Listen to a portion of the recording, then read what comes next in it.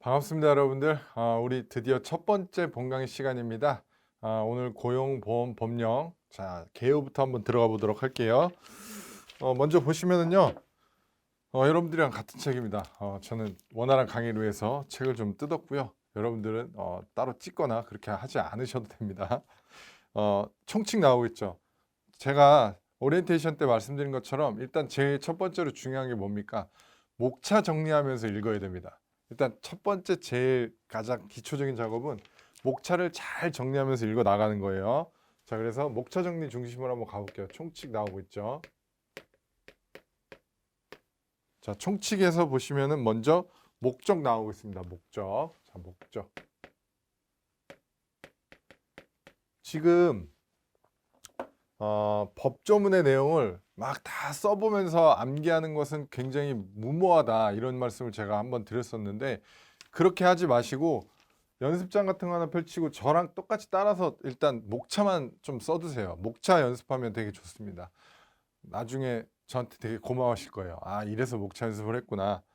자, 목적 한번 읽어볼게요. 제가 이 법은 고용보험의 시행을 통하여, 고용보험이 뭐예요? 4대 보험 중 하나잖아요. 그렇죠? 4대 보험 중 하나입니다. 고용보험의 시행을 통하여 실업을 예방하고 고용의 촉진 및 근로자 등의 직업 능력의 개발과 향상을 꾀하고 국가의 직업 지도. 자, 직업 지도는요, 이런 거 있죠. 뭐 직업 상담해주고, 그 다음에 뭐 직업 심리 검사 같은 것들 있잖아요. 뭐 직업 적성 검사라든가 뭐 이런 직업 심리 검사. 그 다음에 뭐 직업 정보를 제공하고, 이런 되게 굉장히 그 광범위한 포괄적인 그런 내용을 직업 지도라고 합니다.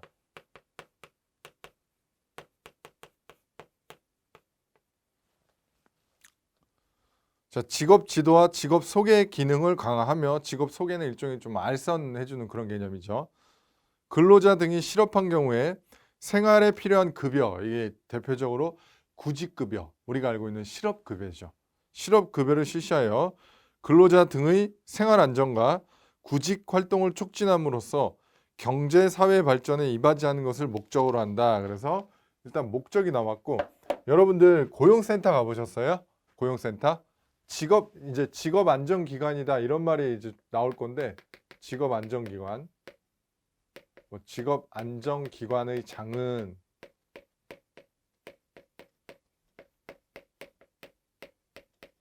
뭐 이런 식으로 이렇게 이런 말이 나오는데, 직업 안정 기관이 대표적으로 고용센터예요. 고용센터. 고용센터.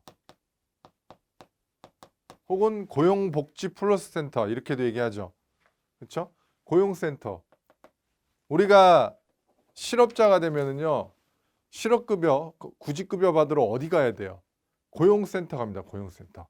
거기 가면은 일단 워크넷 같은 거하고 연계해 갖고 구직 등록하고, 그 다음에 이제 각종 그 서류 같은 것들 제출하면서 부합하는지 심사 받고, 이제 실업급여를 받는, 구직급여를 받는 뭐 이러한 절차. 그리고 여기서 이제 어떤 직업 능력 개발 같은 것들 있잖아요. 그러니까 소위 말해서 국비 지원 교육 과정 같은 거, 이런 것들도 이제 정보도 제공해주고 한단 말이에요. 그러한 어떤 고용센터의 업무를 아신다면은 지금 하는 내용들이 굉장히 많이 수월합니다. 모르셔도 제가 말씀드리니까 수월해요. 그러니까 괜찮은 거예요, 결국은. 자, 용어의 정의. 자, 목적 나왔고 용어의 정의 나옵니다. 용어의 정의에서 문제가 많이 나와요. 많이 나온다 그래서 뭐 네다섯 개 나온다 그런 얘기가 아니라, 용어의 정의에서는 시험 문제가 늘상 나온다, 이 뜻이에요. 한 문제 정도는 나온다라고 봐셔야겠죠, 이 안에서. 근데 용어의 정의를 막 못 풀게 막 이렇게 비틀어 놓거나 그렇지는 않아요. 그 어떤 용어를 바꿔 놓는다든가 뭐 이런 식입니다. 보통 피보험자, 피보험이 뭐예요? 보험에 가입된 거죠. 그렇죠? 고용보험에 가입된 거예요. 그러니까 우리가 이제 회사에 취업을 하게 되면은요, 입사를 하게 되면은 4대 보험에 가입하잖아요. 그러면은 피보험자가 되는 거죠. 그래서 고용보험 및 산업재해보상보험의 보험료 징수 등에 관한 법률, 이하 고용산재보험료 징수법. 제가 다른 법률 혹은 다른 법령들이 언급된다고 말씀을 드린 적이 있는데 이런 식으로 언급이 됩니다. 근데 이 내용을 우리가 따로 공부하지 않아도 돼요. 에 따라 보험에 가입되거나 가입된 것으로 보는 근로자, 예술인 또는 노무 제공자, 고용산재보험료 징수법에 따라 고용보험에 가입하거나 가입된 것으로 보는 자영업자, 그래서 자영업자도 고용보험에 가입할 수 있습니다. 이직이라고 할 때는요, 여러분들 어떤 개념으로 보시면 되냐면 퇴사의 개념이 이직이에요. 퇴사. 이 개념으로 보시면 됩니다. 그러니까 이직이라 그래서 꼭 다른 회사로 가야 이직이 아니라 법적으로 볼 때는 퇴사하면 그걸 이직으로 봅니다. 피보험자와 사업주 사이의 고용관계가 끝나게 되는 것, 이렇게 나오고요. 가로 안에 있는 거는 뭐 한번 읽어보시면 되고, 실업, 근로의 의사와 능력이 있음에도 불구하고 취업하지 못한 상태에 있는 거예요. 그러니까 이건 좀 경제학적인 개념이긴 한데, 노동경제학. 우리가 보통 이제 만 15세 이상의 그 노동 가능 인구 혹은 생산 가능 인구가 있고요.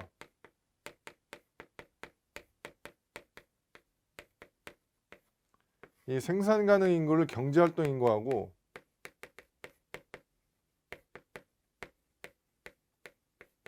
비경제 활동 인구를 이렇게 나눠요.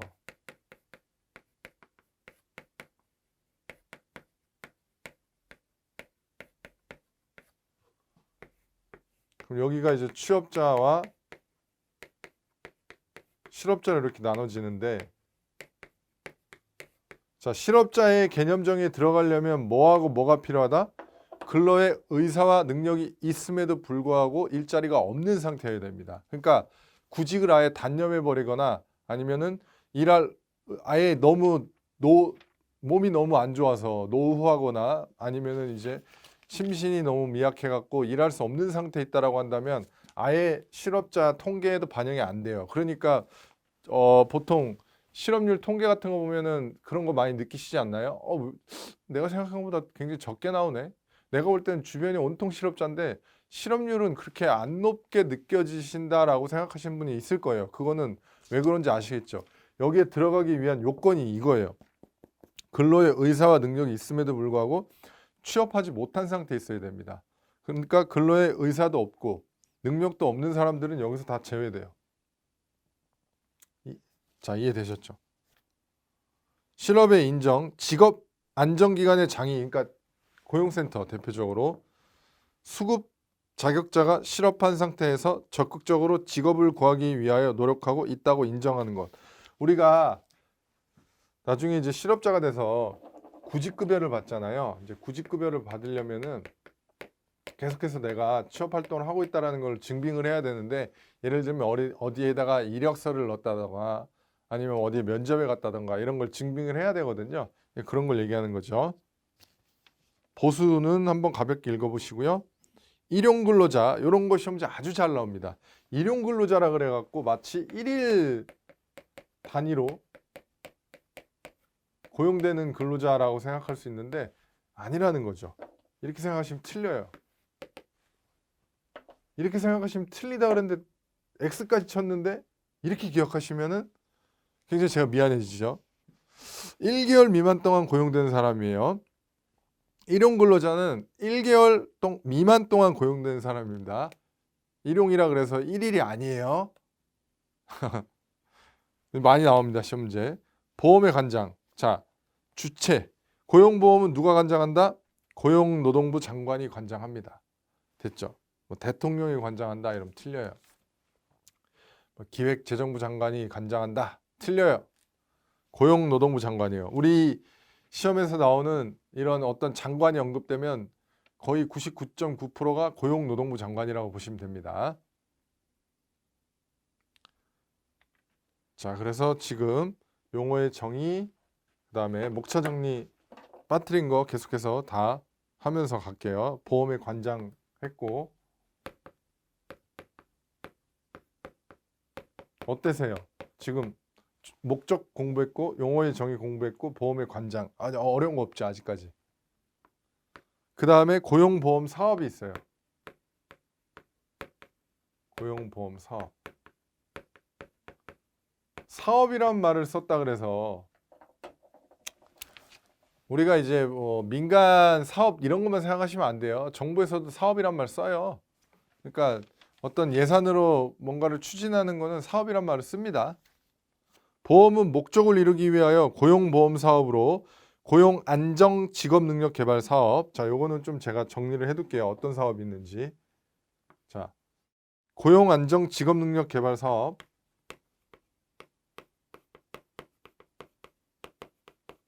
직업 능력 개발 사업.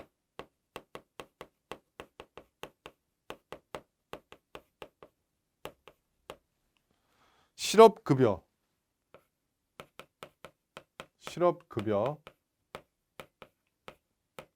자, 참고로 실업급여에는 구직급여와 취업촉진수당이 있습니다.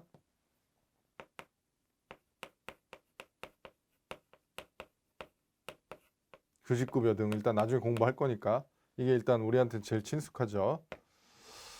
자, 그 다음에 육아휴직 급여.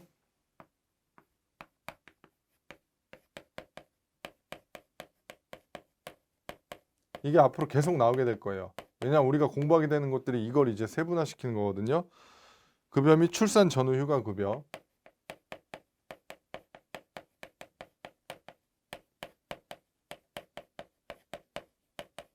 자, 육아휴직은 법적으로 원칙적으로 1년 이내죠.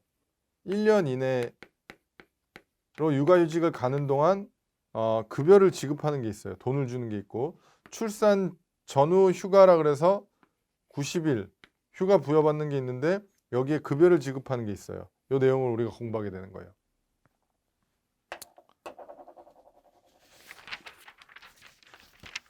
자, 국고의 부담. 국고란 말은 무슨 말이에요? 국가의 재정이죠. 그러니까 이제 쉽게 말하면 국가에서 돈을 어디서 뭘로 부담할 거냐? 국가는 매년 보험 사업에 드는 비용의 일부를 일반 회계에서 부담한다. 그래서 국고의 부담.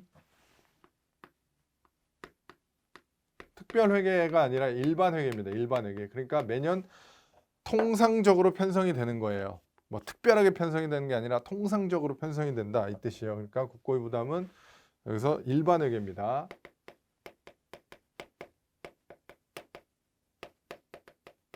특별 회계 이러면 틀려요.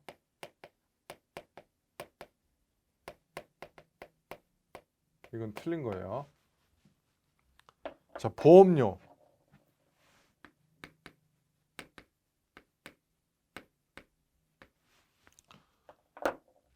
자, 보험 사업에 드는 비용을 충당하기 위하여 보험료와 그 밖의 징수금에 대하여는 고용산재 보험료 징수법으로 정하는 바에 따르는데 우리가 이제 취업을 하잖아요. 그러면은 회사에 급여 담당자가 있어요.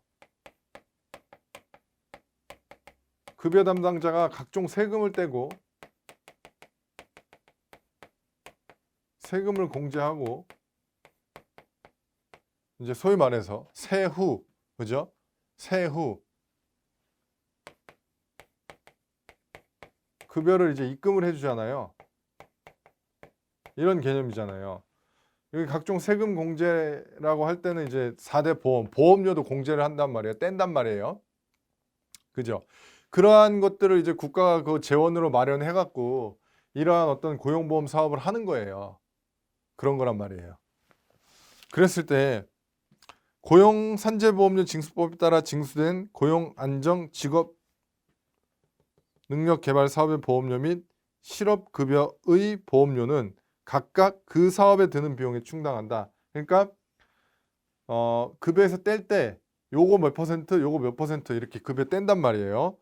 그런데 실업급여의 보험료 여기서 뗀 보험료로 이제 국가가 재원을 마련한 거는 국민연금 보험료를 지원할 수도 있고 육아휴직 급여를 지급할 수도 있고 요게 마련된 재원으로 육아기 근로시간 단축급여 지급할 수도 있고 출산 전후 휴가 급여 등 출산 전후 휴가 급여 등의 지급에 드는 비용에 충당할 수 있다.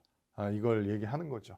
그러니까 여기서 나온 이제 그 재원들은 이 사업에만 써야 되는데 얘에서 나온 거는 이게 아무래도 이 덩어리가 크다 보니까 다른 데도 좀 이렇게 충당을 해줄 수 있다. 이걸 얘기하고자 하는 거죠. 그 얘기입니다. 고용보험위원회. 자, 고용보험위원회.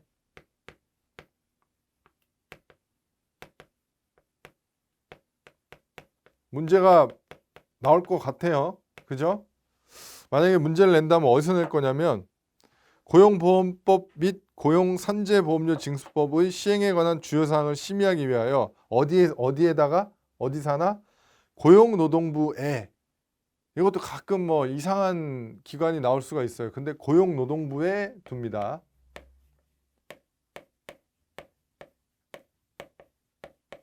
고용노동부에 고용보험위원회를 두고요. 자, 위원회는 다음의 사항을 심의합니다. 보험제도 및 보험사업의 개선에 관한 사항, 고용산재보험료 징수법에 따른 보험료율, 그러니까 보험료를 얼마 뗄 건지, 보험사업의 평가에 관한 사항, 기금 운용 계획의 수립 및 기금의 운용 결과에 관한 사항, 이런 거. 자, 체크합니다. 위원장 1명을 포함한 20명 이내의 위원 수, 제가 숫자 나오는 거 유의해야 된다 했죠. 위원장은 누가 됩니까? 고용노동부 장관이라 그러면 틀려요. 위원장은 고용노동부 차관입니다. 이런 게 키워드예요. 키워드. 위원은 다음의 사람 중에서 각각 같은 수로 고용노동부 장관이 임명하거나 위촉하는 사람이 된다. 자, 여기에 위원장은 차관이지만 임명은 누가 한다? 여기서 다음의 사람 중에서 각각 같은 수로 고용노동부 장관이 임명하거나 위촉한 사람이 된다. 이러면서 임명자는 고용노동부 장관이죠. 근로자를 대표한 사람, 사용자를 대표한 사람, 공익을 대표한 사람, 정부를 대표한 사람. 그러니까 예를 들어서 뭐 20명이다라고 한다면 각각 같은 16명이다. 예를 들면 20명 이내라 그랬으니까 각각 같은 수로 해야 된다면 4444 이렇게 임명하는 거 있죠. 위촉위원회 임기는 2년이고요. 보궐위원이 뭐예요? 만약에 누군가 중도에서 이제 나가게 돼서 1년만 하다 나갔으면은 남는 임기는 자녀 임기는 1년. 자, 위원회 회의는 제적위원은 전체 그 위원회 수를 얘기합니다. 위원들의 수. 제적위원 전체 위원 과반수의 출석으로 회의가 열리고 출석한 사람들의 과반수의 찬성으로 의결합니다. 이해되셨죠? 전문위원회를 둘 수 있고 그 밖에 필요한 사항은 대통령령으로 정한다. 이 정도. 자, 계속해서 봅니다. 적용 범위.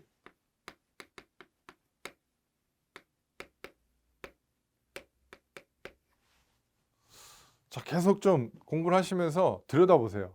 이렇게 목적, 용어의 정의, 보험의 관장, 고용보험 사업, 국고의 부담, 뭐 보험료, 그 다음에 고용보험위원회.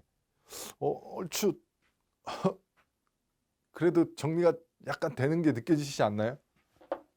이렇게 짧은 시간에, 그죠?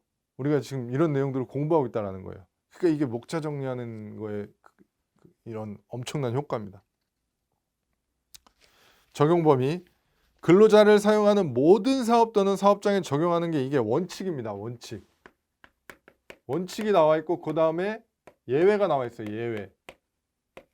예외 좀 체크할게요. 농업, 임업, 어업 중 법인이 아닌 자가 상시 4명 이하의 근로자를 사용하는 사업.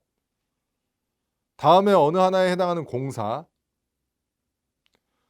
총 공사 금액이 2천만 원 미만인 공사. 그러니까 약간 좀 영세 이런 거, 그죠?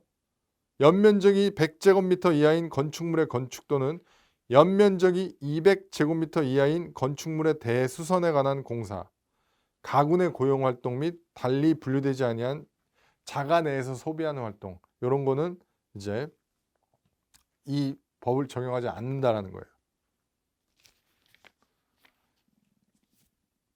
자, 예술인 또는 노무 제공자의 노무를 제공받는 사업에 적용은 하되 고용보험 특례에 한정하여 각각 적용한다. 외국인 근로자에 대한 적용.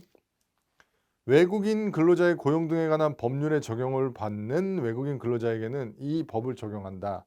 다만 실업급여 및 육아휴직급여 등은 고용노동부령으로 정하는 바에 따른 신청이 있는 경우에만 적용한다. 이 정도. 자, 보험관계의 성립 소멸. 요거는 따로 다시 공부하게 될 겁니다.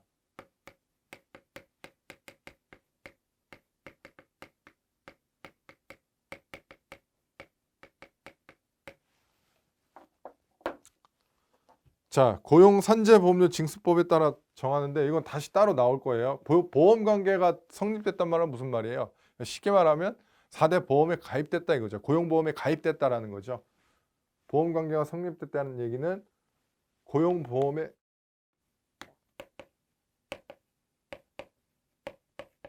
가입됐다라는 거죠. 소멸은 이제 가입이 끝났다라는 거죠. 쉽게 말하면. 다음에 어느 하다에 해당하는 사람에게는 이 법을 적용하지 아니한다. 요거 시험 문제 잘 나옵니다. 소정 근로시간이 대통령령으로 정하는 시간 미만인 사람, 1개월간 소정 근로시간이 60시간인 미만인 자, 1주간 소정 근로시간이 15시간 미만인 자를 포함합니다. 다만 3개월 이상 계속하여 근로를 제공하는 자와 일용 근로자는 제외. 그러니까 이분들은 적용한다라는 거예요. 국가공무원법과 지방공무원법에 따른 공무원은 적용하지 않아요. 자, 그 다음에 계속해서 대통령으로 정하는 바에 따라 별정직 공무원, 그 다음에 임기제 공무원의 경우에는 본인의 의사에 따라 고용보험 중에서 실업급여에 한정해서 가입할 수 있고요. 사학연금법에 적용을 받는 사람, 그 밖에 대통령령으로 정한 사람, 이건 이제 적용 제외.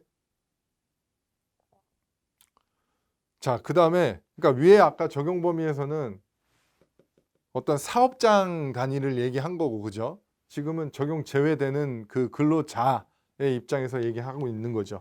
그런 차이가 있는 거죠.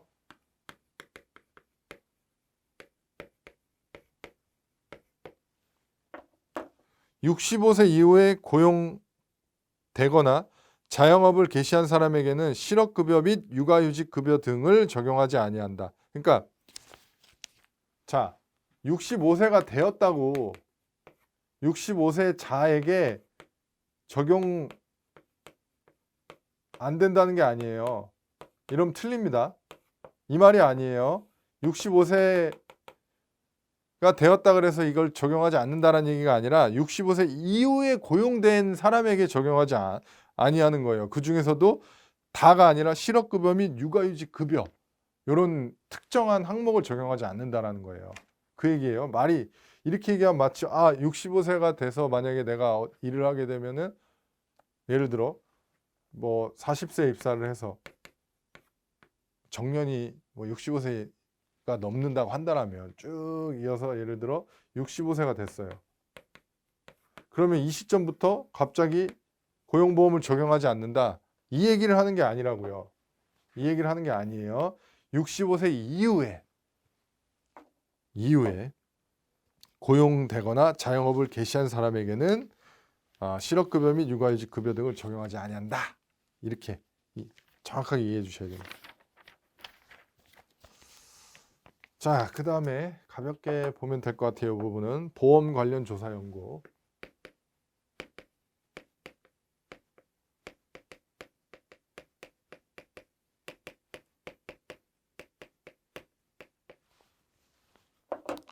고용노동부 장관은 노동시장, 직업 및 직업능력 개발에 관한 연구와 보험 관련 업무를 지원하기 위한 조사 연구 사업을 할 수 있다. 고용노동부 장관은 필요하다고 인정하면 업무의 일부를 대통령령으로 정한 자에게 대행하게 할 수 있다. 자, 조사 연구에서 대행할 수 있는 기관.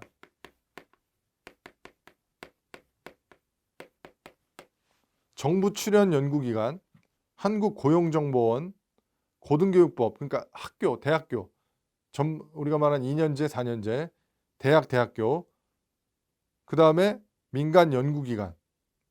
시험 문제 낼 수도 있겠죠. 딱 4개 이상한 거 끼워 넣어갖고. 예를 들면 한국고용정보원을 뭐 예를 들면 직업능력개발원 뭐 이런 식으로 넣는다든가 뭐 엉뚱한 기관을 뭐 집어넣을 수 있겠죠. 그죠? 그 다음에 또 뭐 있을 수 있겠어요. 뭐 한국 대한상공회에서 뭐 이런 거 넣을 수도 있겠죠. 그러니까 그런 식으로 문제를 구성한단 말이에요. 자, 보험사업의 평가.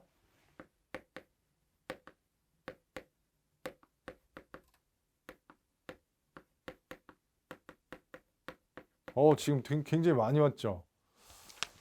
꽤 왔어요. 짧은 시간 동안. 이것도 가볍게 읽어보시면 됩니다.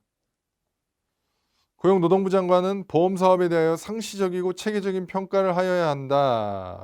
고용노동부 장관은 평가의 전문성을 확보하기 위하여 대통령령으로 정하는 기관의 평가를 의뢰할 수 있다. 고용노동부 장관은 평가 결과를 반영하여 보험사업을 조정하거나 기금운용 계획을 수립하여야 한다. 국제교류 협력 가볍게 읽어보시고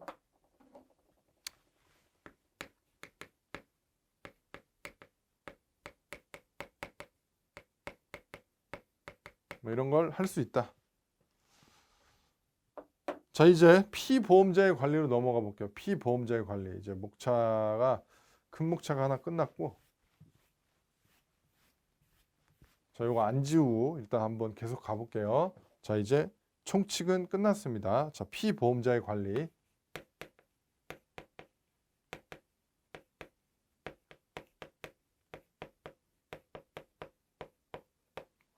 재밌지 않나요?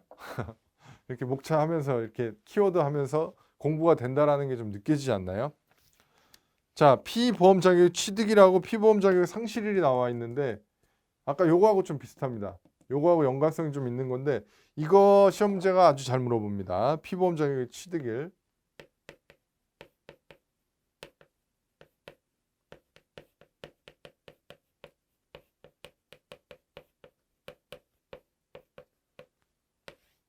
그 다음에 그 밑에 있는 피보험 자격의 상실일.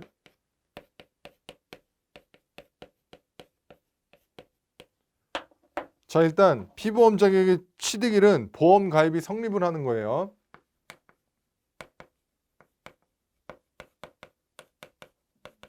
그러니까 고용되거나 하면은 보험 가입이 성립되잖아요. 이건 보험 가입이 소멸한다고 보시면 돼요. 보험 가입한 게 소멸하는 거예요. 퇴사하거나 이러면.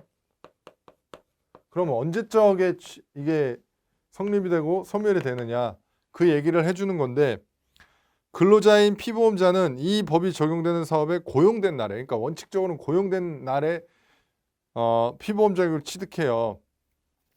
그러니까 원칙은 다만 다음의 경우에는 각각 그 해당되는 날에 피보험 자격을 취득하는 것으로 본다. 이게 시험 문제 많이 나옵니다. 적용 제외 근로자였던 사람이 이 법의 적용을 받게 된 경우에는 예를 들면 아까 무슨 적용 제외 근로자 우리 공부했었잖아요. 여기서 적용 제외 그랬던 사람들이 예를 들어서 이 법의 적용을 받게 됐다라고 한다면 그 적용을 받게 된 날. 그 다음에 보험관계 성립일 전에 고용된 근로자의 경우에는 보험관계가 성립한 날. 이게 무슨 말이에요? 먼저 고용이 됐고요. 보험 가입을 예를 들어서 4대 보험 가입을 뭐 예를 들면 고용되고 3일 후에 했다.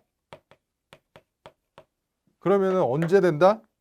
고용된 날 아니면은 보험 관계가 성립한 날. 보험 관계가 성립한 날. 이 뜻이에요. 자, 자영업자인 피보험자는 보험 관계가 성립한 날에 피보험 자격을 취득한다. 그래서 자영업자인 피보험자는 보험에 본인이 가입을 해야 돼요. 본인이 가입을 해야 됩니다. 상실일. 이건 그대로 암기하셔야 돼요. 이거는. 근로자인 피보험자가 적용 제외 근로자에 해당하게 된 경우는 그 적용 제외 대상자가 된 날. 보험 관계가 소멸한 경우에는 보험 관계가 소멸한 날. 이직한 경우에는 이직한 날의 다음 날. 사망한 경우에는 사망한 날의 다음 날. 자영업자는 어때요? 보험관계가 소멸한 날에 피보험 자격을 상실한다. 보통 자영업자는 다 본인이 해야 돼요. 본인이 하게 됩니다. 본인이 하거나 아니면 무슨 뭐 세무사를 통해서 하든가 뭐 그런 식으로 해요. 자, 그 다음에 지금 피보험자의 관리해갖고 목차를 정리를 해 나가겠습니다. 다시. 자, 이제 취득일 상실을 받고 그 다음에 계속해서 피보험 자격에 관한 신고.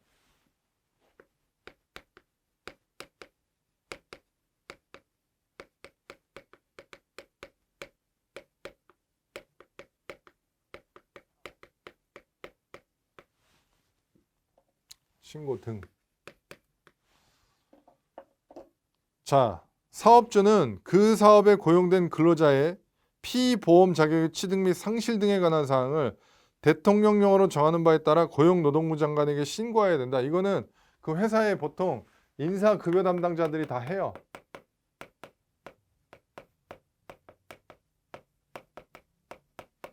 담당자들이 실무 업무입니다.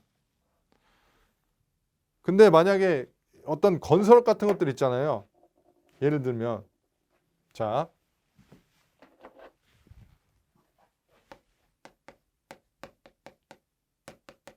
건설업 같은 경우에는 도급, 하도급 이런 게 이루어져. 하청 이런 게 많이 이루어지잖아요. 자, 시행사가 있고 하청을 준단 말이에요. 원수급인이 되고 또 하청을 주게 돼요. 이렇게 많이 막 하청이 많이 이루어집니다. 하수급인이 됩니다. 이런 경우가 이제 발생을 하게 되죠. 지금 그 얘기를 하는 거예요. 원수급인이 사업주로 된 경우에 그 사업에 종사하는 근로자 중 원수급인이 고용하는 근로자 외의 근로자에 대하여는 그 근로자를 고용하는 다음의 하수급인이 신고를 하여야 한다. 이 경우 원수급인은 고용노동부령으로 정하는 바에 따라 하수급인에 관한 자료를 고용노동부 장관에게 제출해야 된다. 그러니까 이거는 결국 뭐예요? 건설업 이제 건설 회사 같은 데 일하는 인사 급여 담당자들이 이런 걸 하겠죠. 결국은 한마디로 결국은 그거예요. 거기에 일하시는 인사급여 담당자들이 이런 거 신고합니다. 자, 사업주가 피보험 자격에 관한 사항을 신고하지 아니하면 대통령령으로 정하는 바에 따라 근로자가 신고할 수 있고 고용노동부 장관은 신고된 피보험 자격의 취득 및 상실 등에 관한 사항을 고용노동부령으로 정하는 바에 따라 피보험자 및 원수급인 등 관계인에게 알려야 한다. 사업주, 그러니까 이 시행사, 원수급인, 하수급인은 신고를 고용노동부령으로 정하는 전자적 방법을 할 수 있고, 자, 별표. 자영업자인 피보험자는 피보험 자격의 취득 및 상실에 관한 신고를 하지 아니합니다. 신고를 하지 아니해요. 그냥 본인이 신청해서 이제 보험 가입을 하게 되고 그 다음에 보험 관계가 소멸하는 거 뭐 폐업을 한다든가 뭐 그런 식으로 하지 취득 및 상실에 관한 신고를 따로 하지는 않습니다. 신고를 하진 않아요. 자, 그 다음에 이제 피보험 자격의 확인.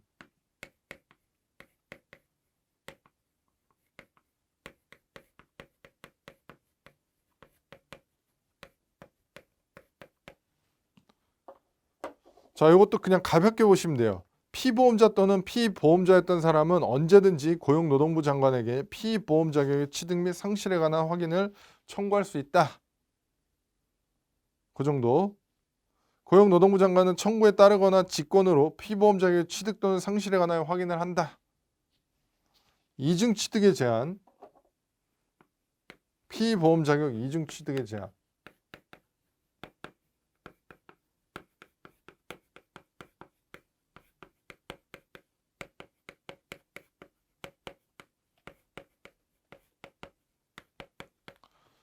자, 근로자가 보험관계가 성립되어 있는 둘 이상의 사업에 동시에 고용되어 있는 경우에는 고용노동부 영어로 정하는 바에 따라 그중 한 사업의 근로자로서의 피보험 자격을 취득합니다.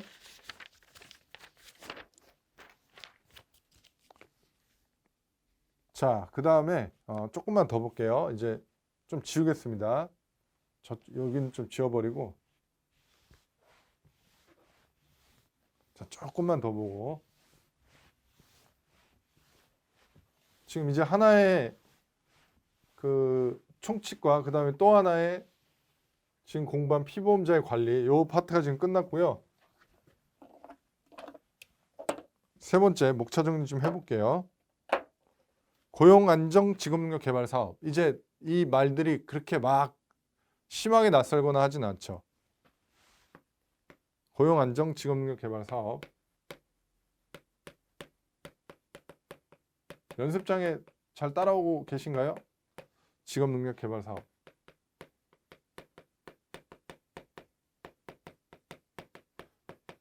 여러분들 혹시 HRDnet 들어가 보셨어요?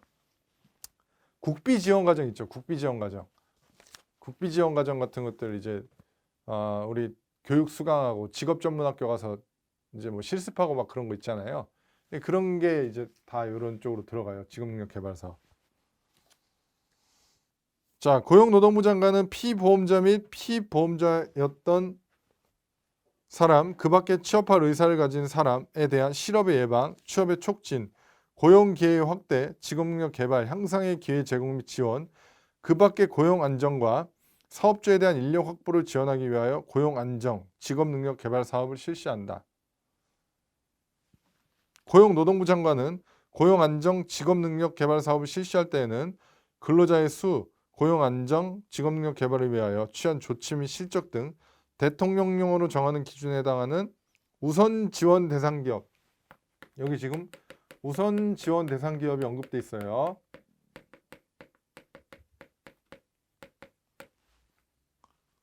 여기를 이제 고려해야 된다라는데, 상시 사용하는 근로자 수 500명 이하의 제조업, 300명 이하의 광업, 건설업, 운수 및 창고업, 정보통신업, 사업시설 관리, 전문과학기술 서비스업, 보건업, 사회복지 서비스업, 200명 이하의 도매 및 소매업, 숙박 및 음식점업, 금융 및 보험업, 예술 스포츠 여가 관련 서비스업, 100명 이하의 그 밖의 업종, 이렇게 되어 있습니다.